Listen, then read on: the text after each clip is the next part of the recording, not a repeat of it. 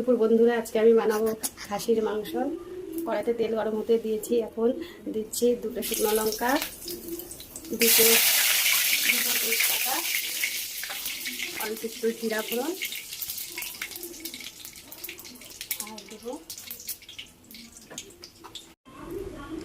Long দিলাম, আর দিলাম কয়েক পিস।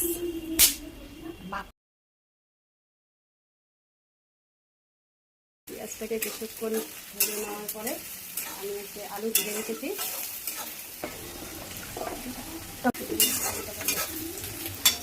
রূপারির গরু পাহাড়ে, গরু পাহাড়ে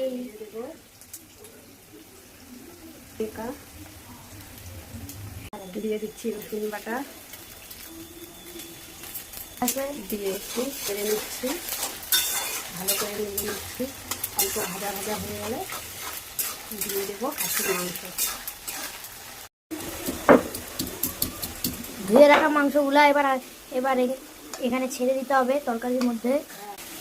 এখন আমি দিয়ে দিচ্ছি ধুয়ে রাখা মাংসগুলো। এখন আমি দিয়ে দিচ্ছি খাসির ধুয়ে রাখা মাংসগুলো। এগুলো ভালো করে নেড়ে নিচ্ছি। কেটে রাখা টমেটো, এগুলো ভালো করে নেড়ে নিচ্ছি।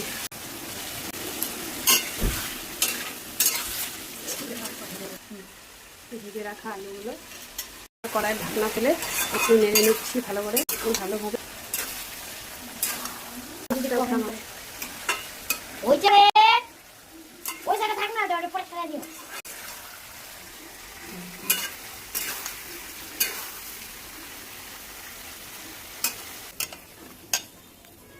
দিয়ে